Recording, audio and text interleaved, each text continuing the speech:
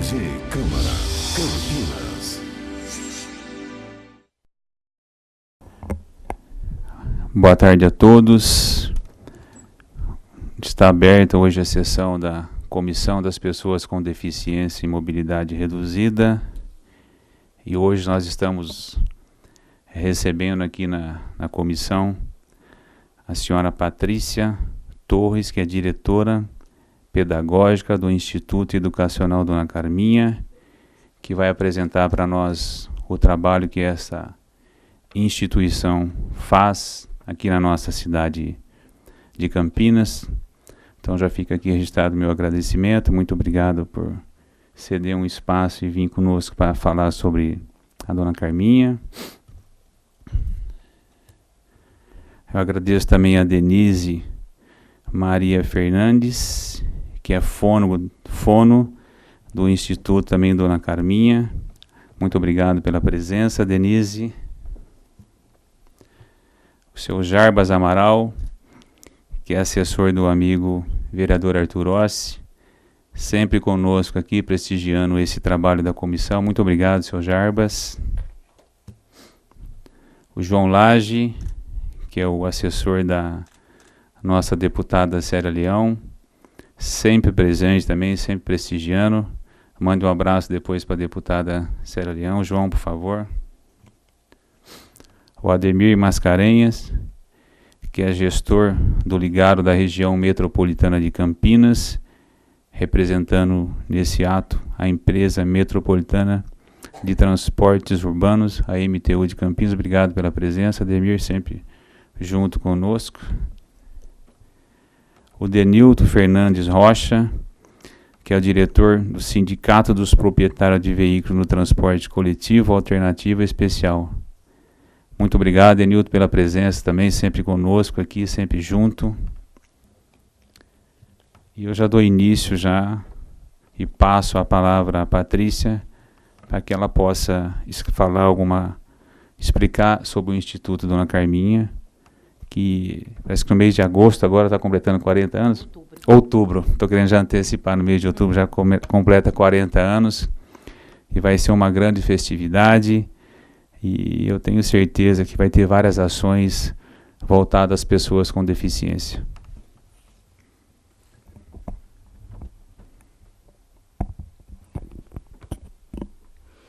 Quero agradecer a presença de todos vocês.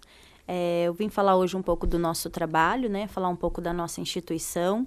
Eu sou a diretora pedagógica do Instituto Dona Carminha. O Instituto Dona Carminha ele foi fundado em 1976. Nós iniciamos o nosso trabalho sendo uma escola de educação especial para crianças surdas.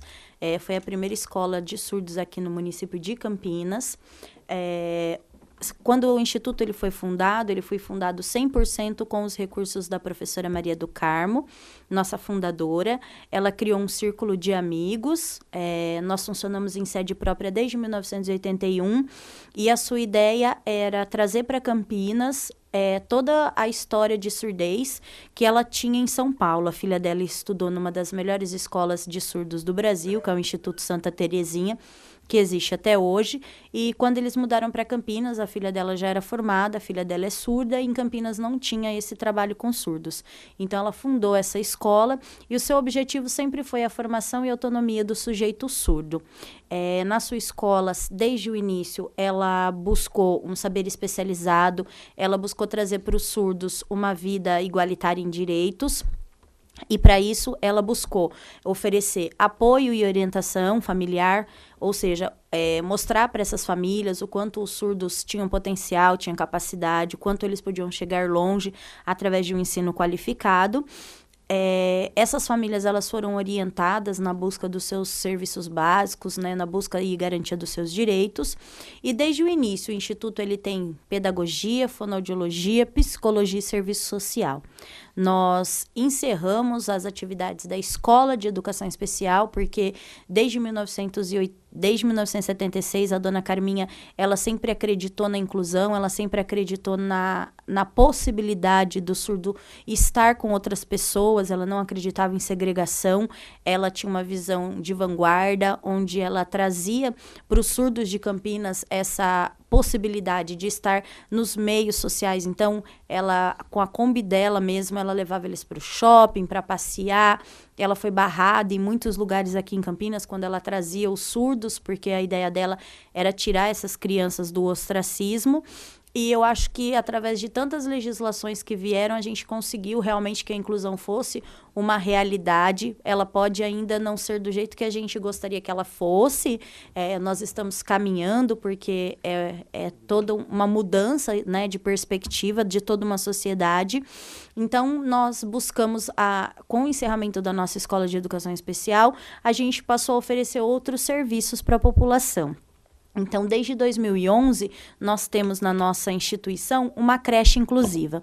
Quando a gente começou em 2011, a nossa ideia era atender apenas 60 crianças, né? Porque a gente ia fazer um movimento contrário. Ao invés de mandar os surdos para uma escola regular, a gente ia trazer as crianças ouvintes para uma escola de educação especial. Então, a gente teve que conscientizar toda a população do nosso entorno, mostrar para eles que não tinha problema nenhum as crianças ouvintes estudarem com a gente, porque a surdez não era contagiosa, as outras deficiências não eram contagiosas, e mostrar para essas famílias que, além da escola em si, a gente também podia ser uma creche e disseminar esse benefício que seria amplo. Foi bastante difícil a gente completar 60 crianças, a gente enfrentou bastante resistência no bairro, porque o bairro já sabia que lá era só escola de surdos, então ninguém queria matricular as crianças ouvintes.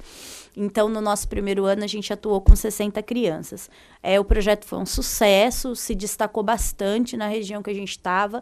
Em 2012, a gente já passou para 132 crianças, já começamos a trabalhar com fila de espera. Houve uma demanda muito grande de surdos pequenos, né, de 2 a 5 anos, que era uma demanda que era meio reprimida, que não chegava para a gente, e aí, com a própria divulgação da creche, essa demanda chegou e a gente chega aqui em 2016 atendendo 405 crianças.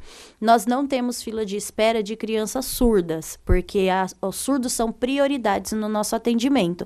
Porém, a gente também atende crianças ouvintes, né? E as crianças ouvintes, sim. Hoje a gente tem uma fila de espera de mais de 180 crianças. Até porque todos sabem que Campinas tem uma demanda muito grande de creche. O Instituto, em 1981, nós tivemos a honra da dona Carminha ela ter sido escolhida pela ONU para representar o Ano Internacional da Pessoa com Deficiência no estado de São Paulo. Nós também somos ganhadores do prêmio da IBM, de ações de qualidade na comunidade, um prêmio internacional que nós recebemos por 2 anos consecutivos, em 2010, 2011. E somos também detentores do prêmio CPFL RAC de entidade cidadã, que parabeniza as entidades com os serviços prestados. Agora eu vou passar a palavra, né, para a nossa fonoaudióloga, que vai explicar um pouquinho como funciona o nosso setor de fonoaudiologia. Gostaria de deixar para vocês aqui o nosso site, que é o donacarminha.org.br, e dizer que nós estamos à disposição para quem quiser conhecer nossas crianças, conhecer os nossos trabalhos. Nossa entidade funciona de segunda a sexta, das 7 da manhã às 17h30. Muito obrigada. Boa tarde. Então, boa tarde, meu nome é Denise, eu sou fonoaudióloga, né, no Instituto Dona Carminha. Então, o setor de fonoaudiologia esteve atrelado à fundação, né, do Instituto em 1976, porque o surdo sempre teve a presença da fono muito marcante na reabilitação auditiva. Então, os surdos, eles deveriam, né, pela sociedade, se integrar, ou seja, eles deveriam se adequar. Então, muitos surdos eram oralizados, que era a abordagem, né, vigente da época. Então, a escola também tinha o setor de fono, que fazia terapia com essas crianças e adolescentes surdos. Em 2009, a Patrícia inovou mais uma vez, né, e buscou o projeto Língua Ativa. Então, ela buscou uma verba para atender também as crianças da comunidade. Então, crianças ouvintes que tinham problemas, né, dificuldades de leitura e de escritas e trocas na fala ou na escrita. E aí, desde 2011, com a abertura da creche, o que aconteceu? A gente pensou como a gente poderia estar atuando com essas crianças ouvintes presentes na nossa creche.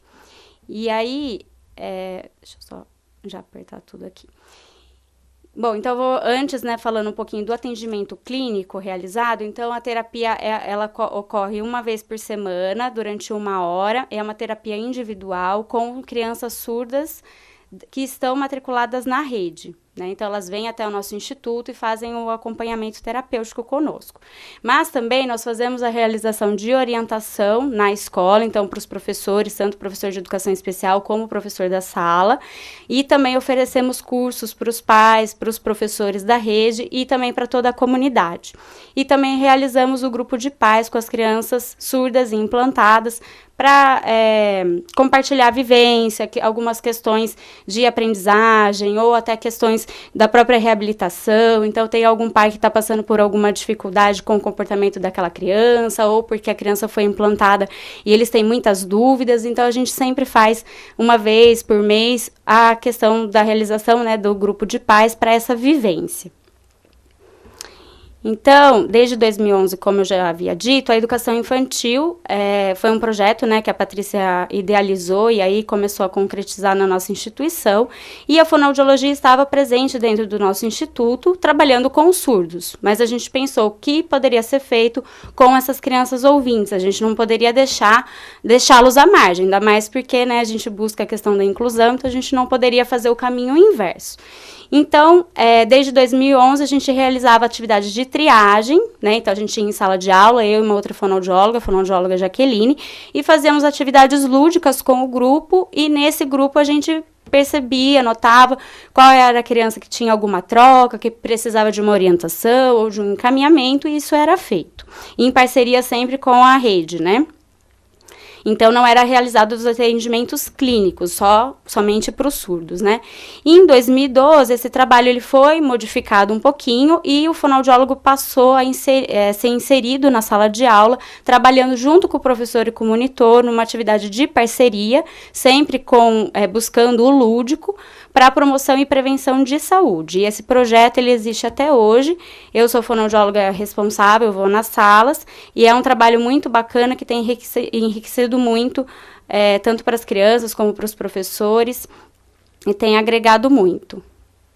Então, assim, qual que é a atuação da fonoaudiologia escolar, né? Então, uma vez por semana a gente vai em sala, duração de 1 hora, o trabalho é feito junto com as professoras e com as monitoras, e a gente trabalha com projetos. Então, projeto de saúde bucal, como foi esse semestre, projeto da audição, da voz, e tudo através de brincadeiras, as crianças vão se envolvendo e vão aprendendo a respeito desses temas. Também são feitas orientações e encaminhamentos, então aquela criança que necessita, os pais são chamados, são orientados, são encaminhados, se tem convênio, a família fica livre, né, de escolher o melhor caminho, senão a gente encaminha pela rede pública de saúde.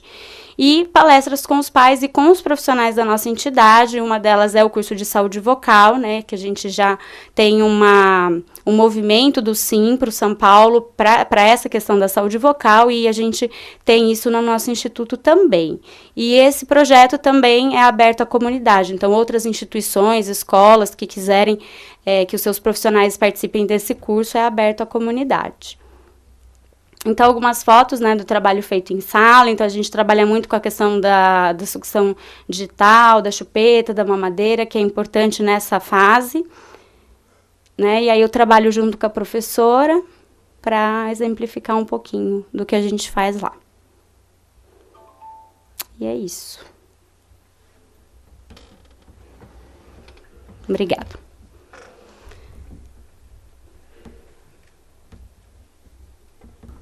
Eu que agradeço, Denise, Patrícia, por falar um pouquinho para nós sobre o Instituto. Patrícia falou porque as crianças que têm alguma deficiência auditiva, ela não fica na fila de espera. Mas como que você consegue trabalhar, sendo que você já tem uma quantidade expressiva de criança, e aparece uma criança que tem alguma deficiência auditiva, como que você consegue colocar ela no instituto? Olha, normalmente, quando a criança tem a deficiência auditiva, ela vem encaminhada via algum serviço especializado, né? Então, essa demanda, ela é menor, mas a gente sempre procura deixar todas as nossas salas com uma vaga em aberto. Então, se eu tenho uma sala de crianças de 2 anos, por exemplo, e eu tenho uma capacidade física de colocar 35 crianças. Eu mantenho essa classe com 34, para caso surja alguma criança com deficiência, para que a gente possa estar inserindo. E, geralmente, essas crianças que nos procuram, elas já são um pouco maiores, né? Entre 4 e 5 anos, é um outro trabalho também. Então, a gente procura, sim, atender todas as crianças. O Instituto não deixa elas de fora. Então, a gente dá um jeito, a gente aperta daqui, remaneja dali e atende todas as crianças. E eu também estava reparando que você começou com 2011 com 60 crianças, depois você foi... Como que você explica esse aumento? Como que você conseguiu trabalhar a comunidade? Porque a gente percebe também que as pessoas têm muito receio, como você estava falando, uma creche para surdo. Não vou levar meu filho, não vou levar minha filha. Como que você conseguiu trabalhar a comunidade para que eles depositasse essa confiança em você? Tanto é que hoje você tem uma fila de mais de 180 crianças lá querendo frequentar a sua creche. Na verdade, assim, a gente fez um trabalho com toda a comunidade que envolveu não só a questão escolar. Nós tivemos, em parceria com o posto de saúde, no ano de 2011, com o posto de saúde, com todas as escolas da região, a gente fez o dia do abraço. Então, nesse dia, a gente abriu a vaga para todas as crianças. A gente fez um sábado inteiro de atividades. E com o posto de saúde lá da nossa região, Uruzimbumá e Paranapanema, eles vieram. Então, a gente teve medição de pressão arterial, a gente teve alguns serviços que a gente ofereceu para que essa comunidade pudesse entrar na nossa escola e desmistificar a escola de educação especial. Porque, querendo ou não, era surdo entrando e surdo saindo. Surdo entrando e surdo saindo. Então, a comunidade não sabia como era o Instituto. Ela precisava entrar no Instituto, ela precisava conhecer. Então, a gente fez uma série de eventos antes de montar a nossa creche para que eles pudessem conhecer o nosso espaço. Então, teve dia do abraço, com atividades gratuitas, teve show de música, apresentação de dança. E, através dessa abertura, as famílias foram conhecendo. E no primeiro ano de creche, quando a gente tinha só 60 crianças, as famílias começaram a divulgar o nosso trabalho e falar muito bem do trabalho, da creche, de como ela funcionava, e foi gerando uma certa expectativa nas outras crianças para que eles pudessem vir também. Até um diferencial do nosso trabalho, porque como a gente trabalha com crianças surdas, hoje a nossa demanda ela é bem diversificada, porque na nossa creche a prioridade é a criança surda, mas a gente matricula toda e qualquer criança. E por lei, né, a legislação federal exige que a criança com deficiência ela tem prioridade de vaga, independente qual seja essa deficiência. Então hoje é muito comum você ouvir as famílias dizerem assim: a criança tem síndrome de Down. Leva lá na Dona Carminha que eles atendem crianças com deficiência. Então, não é só o surdo. Então, hoje a gente, além do surdo, a gente tem uma demanda de crianças com deficiência, apesar de não ser esse o foco do trabalho. Então, as famílias acabam se sentindo acolhidas e a demanda cresce a cada ano. E eu também tenho uma outra dúvida, assim, como que as crianças começam a se relacionarem, conversarem entre elas? Como que funciona isso? Você pega uma criança que conversa com Libra, através de Libra, de sinais, como que ela se comunica? Você acha que elas estão se interagindo, estão se conversando, um ensinando a outra? Não? Na verdade, assim, a faixa etária que a gente atende, as crianças, elas trazem até as surdas uma linguagem caseira. Porque elas entram na nossa instituição, então elas precisam aprender Libras, porque elas têm só 2 a 5 aninhos, diferente de quando a gente atendia adolescente. Então, como ela ainda não tem a Libras oficial, e aí ela encontra outras crianças que fazem gestos também, todo mundo fazendo cada um gesto, mas eles se entendem, né? Mas a gente tem uma instrutora de Libras que dá aula de Libras em todas as salas. Então, aos poucos, a gente vai vai facilitando essa comunicação. E diferente de nós adultos, as crianças, elas não colocam barreiras, né? Para a criança, o importante é estar junto, é brincar. E quando a gente começou a nossa creche, a gente teve que fazer um movimento dentro de nós, profissionais, né? A creche tem 5 anos, eu tenho quase 12 anos de instituto. Pra gente foi muito difícil aceitar os ouvintes lá dentro. porque a escola era do surdo. Então, houve um movimento contrário e as crianças, eu acho que elas acabavam sentindo que a gente dava mais atenção para as crianças surdas. Então, a gente teve um problema interno na nossa entidade, que quando as crianças iam brincar, elas colocavam uns apetrechos pendurados na orelha e falavam, ó tio, eu também tô surdo agora. Então, eles queriam ser surdo para ter a nossa atenção. Então, eu acho que essa é a dificuldade da inclusão. Todo mundo tem que estar aberto. E as crianças, elas estão abertas para o novo. Então, a comunicação funciona. A Denise falou que faz umas reuniões com os pais. Eu queria saber de você, Denise, como que é o procedimento, o pai mesmo, o ser homem, assim, e a mulher, no fato de ser mãe, porque a gente sabe que em casa, né, Marrom, geralmente é a mulher que sempre toma a frente, né? E como que você tenta explicar alguns sinais de Libra para os pais? Quem que vem nessas reuniões? Se são os pais, ou se são o pai, ou se é a mãe? Eu queria que você falasse um pouquinho para nós. Então, no nosso grupo com os pais, né, das crianças surdas e implantadas, a maioria são as mães, né? Porque as mães que trazem para atendimento, elas que estão em contato ali com a fonoaudióloga, né, que é a terapeuta, mas alguns pais participam sim, né? Alguns trazem questões do dia a dia, então tem alguns pais que são bem presentes também. E agora a questão, né, da língua de sinais, na maioria das vezes a mãe, né, que vai para ter aula, ou o irmão que acompanha, porque sempre algum tá acompanhando ali a criança, mas às vezes assim, na maioria das vezes é a mãe que acompanha. Não, a mãe é sempre presente, sempre ajudando aí. Eu vou abrir a palavra para que alguém, caso queira fazer algum questionamento, aqui a Denise e a Patrícia. Se alguém quisesse, pode. A Suzy vai fazer um questionamento. Aliás, Patrícia, deixa eu falar uma coisa. A Suzy, ela é assessora minha e ela fez várias aulas de Libras. Bacana. Então, ela estava me questionando que ela sente muita dificuldade em conversar, então ela já está esquecida. Então, se tiver alguém ou alguma instituição que possa levar para que ela possa aprimorar, treinar. Língua, tem que treinar. É uma língua. Então, eu vi você falar das crianças, eu queria saber até que idade o Instituto Carminha atende. Na nossa creche, nós atendemos de 2 a 5 anos. Em 2017, vamos atender a partir de 1 ano, mas ainda é segredo, a equipe ainda não sabe. Vamos ficar sabendo agora.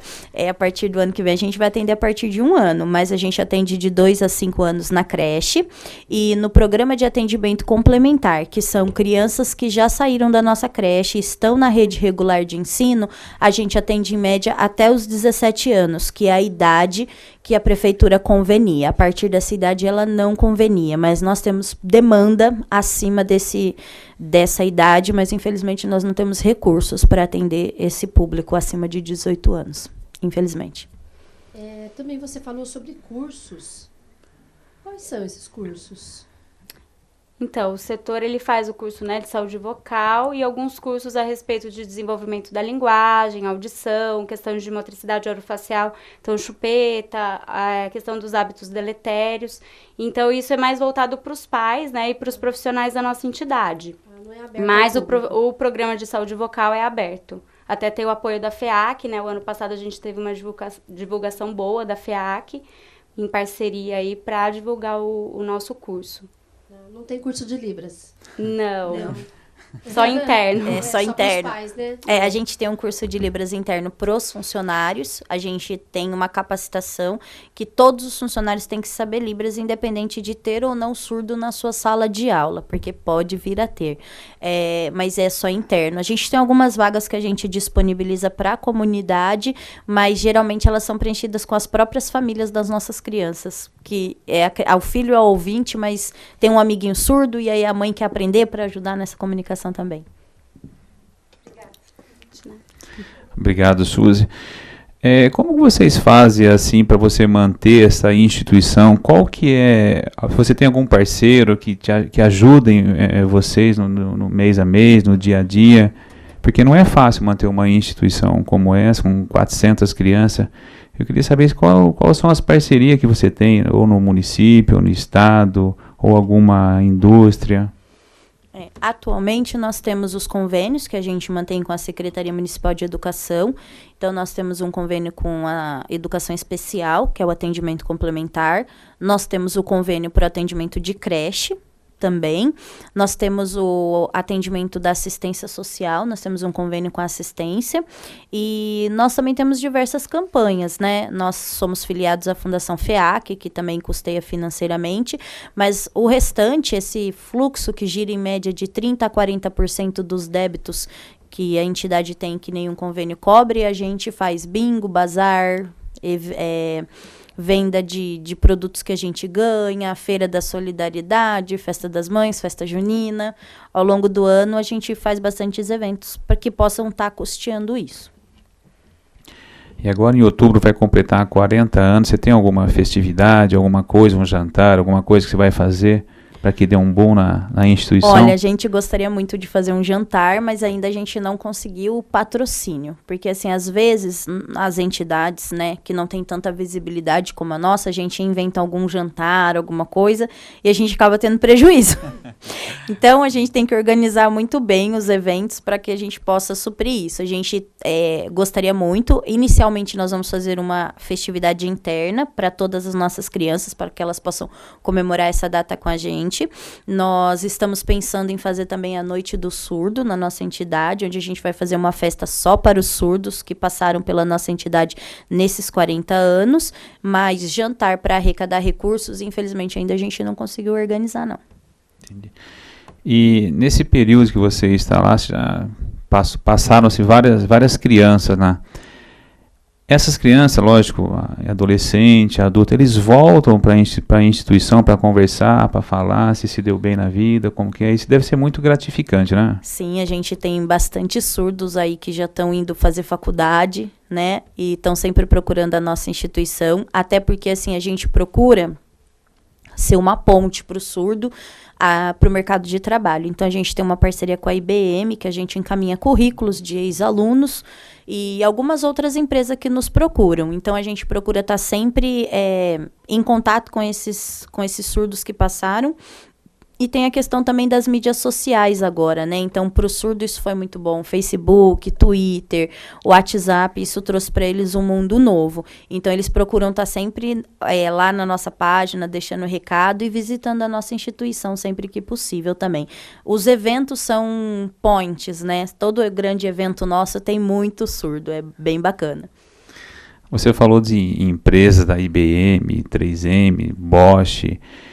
Essas empresas, eles procuram a instituição também para que vocês indiquem alguém que já passou pela instituição para trabalhar, porque ela tem uma cota que elas têm que cumprir, né? E há essa procura dessas empresas ou não? Sim. A maior dela é da IBM, né? Porque a IBM, ela é uma empresa inclusiva, ela tem isso como proposta nas ações sociais dela. Então, assim, além dessa procura pela nossa instituição, ela oferece uma série de serviços. Então, hoje a gente tem dentro da IBM um núcleo de surdos, que são voluntários no Instituto Dona Carminha, se propõem a fazer palestra, encaminhamento, porque a gente, além da educação formal e os programas, a gente também tem que qualificar para o mercado de trabalho, que tem regras próprias, né? Então, esses surdos vêm e fazem palestras para os nossos alunos. Então, a IBM é uma das que está sempre com a gente e algumas outras mais, mas a com mais frequência, que busca mais, é a IBM por conta do programa dela de acessibilidade. Denise, você falou sobre chupeta, aí eu venho uma dúvida, assim, que eu não... O que é correto? A gente dá a chupeta à criança, a gente tirar a chupeta, tem alguns que dá o paninho, tem alguns que retiram o paninho. E como que faz uma creche com 400 alunos e cada um leva a sua chupeta? Como que se faz isso? É complicado, né? Então, assim, a chupeta, tanto a chupeta como a mamadeira, mas mais a chupeta, é um hábito social, né? Então, assim, todo mundo que vai no chá de bebê leva a fralda, a chupeta, a mamadeira e a chupeta. Então, assim, a gente pode ofertar sim, né? Mas a gente tem que saber quando retirar. Então, por volta de 2 anos, a criança já tem que estar retirando a chupeta, ou já ter retirado. É que na nossa realidade a gente vê que as crianças até com 4, ainda com 5 anos, elas ainda usam chupeta e a mamadeira. Então, a gente tem todo ano esse trabalho de conscientização. Então, a gente planta a sementinha, né? Então, é aquela coisa de, ai, tia, hoje tá difícil, hoje eu não consegui, hoje eu dormi sem a minha chupeta. E a gente trabalha com os pais também, através de bilhete informativo, a gente tenta fazer palestra, que agora o nosso espaço, né, tá cada vez menor, porque as crianças estão aumentando, isso é muito bom, mas as palestras são menores, então a gente monta um grupinho, faz a orientação mais pontual. Mas é bom a gente já tirar para não ter problema na dentição, na musculatura, mastigação e, consequentemente, a fala. E a chupeta é um problema sério, porque todo mundo que tem criança, a criança chorou, é automático, você vai lá e pá, uma chupeta na boca da criança. Você tem alguma dica para dar para os pais, para que eles retirem essa chupeta, tem que chegar e retirar, assim, não vai usar mais a chupeta, pronto, acabou? A gente faz um trabalho de conscientização com a criança. Né? Então, assim, e contar através de história, então, bem lúdico mesmo, e explicando que deixa o dente torto, olha, explicar que já é grande, e tentando retirar e deixar só para dormir. Porque quando a criança dorme, quando ela já está descansando, o que acontece? Ela solta a chupeta, né? Então, aí o pai pode retirar e ela vai dormir tranquilamente. É lógico que tem algumas crianças que acordam, então aí volta a chupeta. Mas é um processo, a gente não aborda a retirada da chupeta de uma forma, não, acabou, chega, porque não dá certo. Porque a criança tem um vínculo, né? Tem algo emocional ali com aquele objeto. Então, assim, quando ela tá insegura, ela pega a chupeta, ela se acalma. Quando ela tá chorando, ela se acalma quando ela coloca a chupeta. Então, tem que ser um processo mesmo para essa retirada. E continuando em chupeta também, eu sou farmacêutico e eu trabalho constantemente com criança, às vezes vai adulto, e eu já ouvi vários relatos lá de criança cresceu, adolescente, jovem, prestes a casar, esconde a chupeta. Isso ocorre mesmo? Ou Então, tem algumas histórias, né? Mas o que eu ouço mais é da questão da sucção digital, que é o dedo, né? Então, assim, alguns adultos que falam, às vezes, quando eu tô na minha casa, quando eu vejo, eu já tô chupando o dedo. Então, algumas dessas questões, a gente até pede para ter ajuda aí do psicólogo para trabalhar essas questões emocionais. Né, que é mais, porque não é uma questão fisiológica da criança que ela necessita sugar ou do adulto, é algo mais emocional aí, então tem que ter ajuda desse outro profissional. Então, e voltando à creche, assim, como que consegue, não sei, uma classe tem com 30, 40, 50, no instituto, sei lá, tem 400 crianças. E essas crianças que todas utilizam, a maioria utiliza chupeta, como que você consegue definir de quem é quem? Se fica com a criança mesmo a chupeta, deu vontade, ela já coloca na boca? Eles têm toda uma identificação, né? Isso, a professora que faz toda essa organização. Mas a gente conta muito com a parceria tanto das monitoras como das professoras. Por isso que é importante os cursos de formação, para elas compreenderem. Porque no início, quando começou a creche, muitas professoras achavam que a fono era carrasca, né? A tia que não gosta da chupeta e da mamadeira. E não é. Na verdade, o que a gente preconiza é que tenha retirada e que utilize no momento correto. Então, se a criança está bem adaptada na creche, não há necessidade dela ficar o dia inteiro com aquele objeto. Porque vai causar uma deformação na cavidade oral, vai prejudicar a fala, a respiração e tudo mais.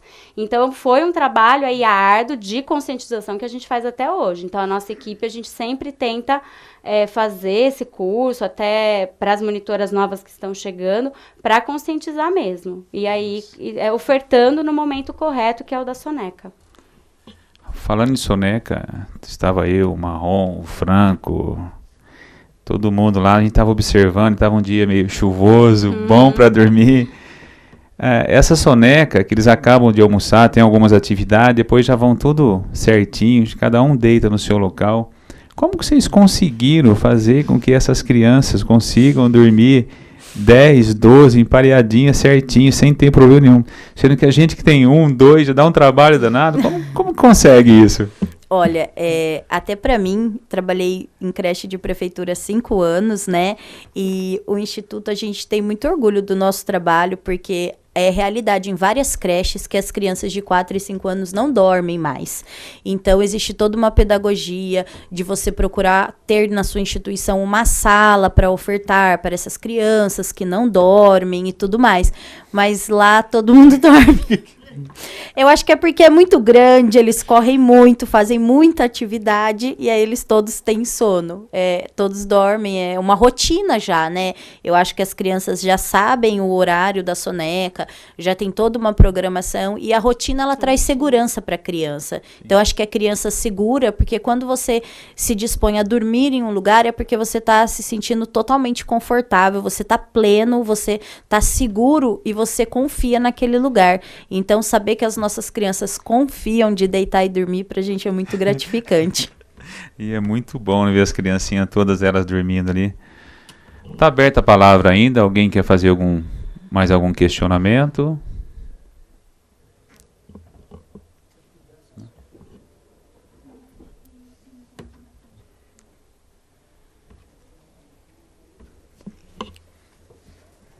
Boa tarde, meu nome é Denilton. Na questão da dificuldade do jantar, né? Vocês não conseguem fazer um questionamento para os pais, encaminhar um documento, um demonstrativo, com a intenção de fazer o jantar, para arrecadar mais fins para a entidade.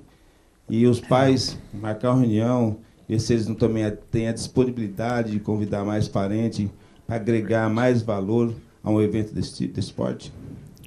Eu acho que é uma ideia válida, né? Mas o importante é a gente salientar que nós estamos inseridos numa comunidade bem carente, né? Nós atendemos famílias do São Fernando, Itatiaia, Paranapanema, e para essas famílias é bastante difícil nos ajudar.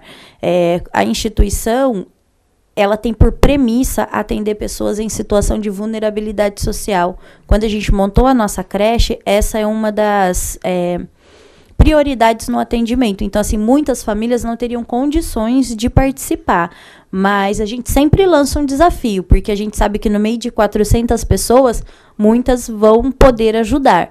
Então, a gente está lutando para isso, sim. A gente gostaria muito de fazer e é uma ideia. Muito bem, mais alguém quer fazer algum questionamento?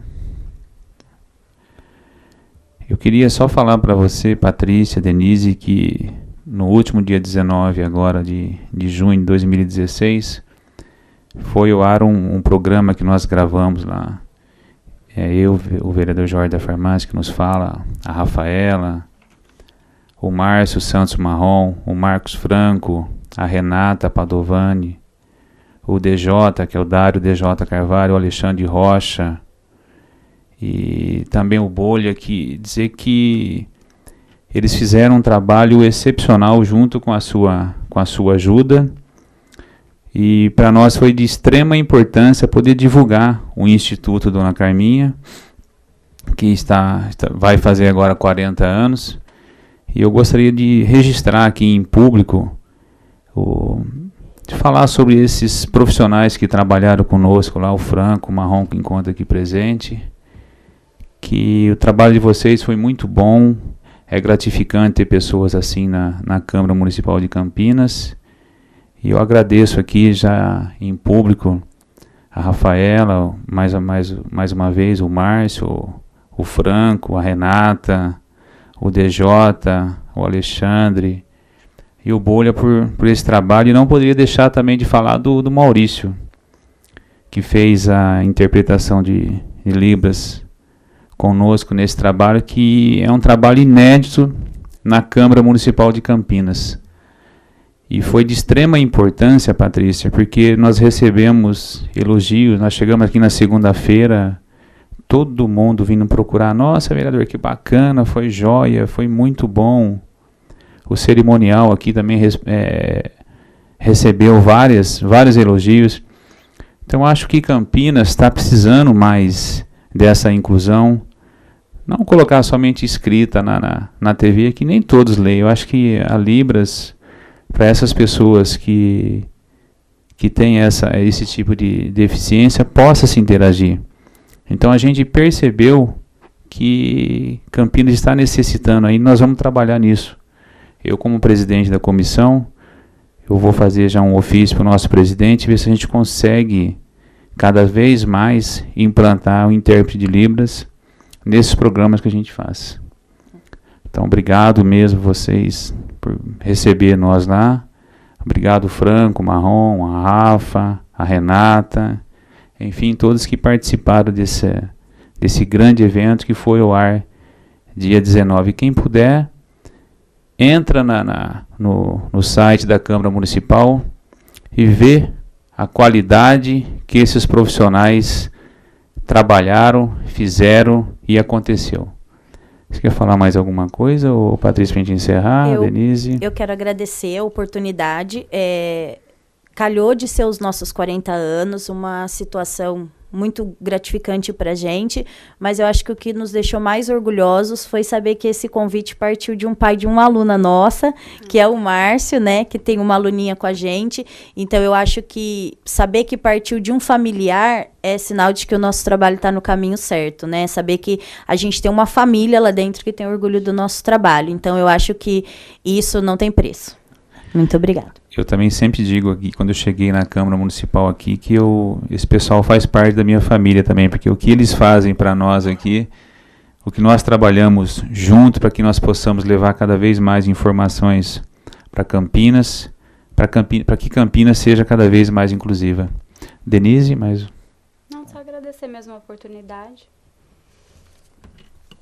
Então, mais uma vez aqui eu agradeço a presença da Denise Maria Fernandes, que é fono do Instituto da Dona Carminha, a Patrícia, que é diretora do Instituto Educacional Dona Carminha também, o Ademir, que está sempre junto conosco aqui, que é gestor do Ligado da região metropolitana de Campinas, o João Lage, que é o assessor da deputada Célia Leão, o seu Jarbas, que está sempre presente conosco também, representando o vereador Arthur Orsi, e o Denil também, que é o diretor do Sindicato dos Proprietários de Veículos de Transporte Coletivo Alternativa Especial. Muito obrigado pela presença de vocês todos.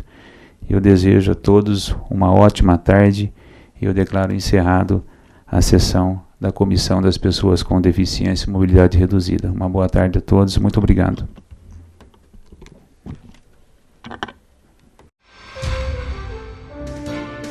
TV Câmara Campinas.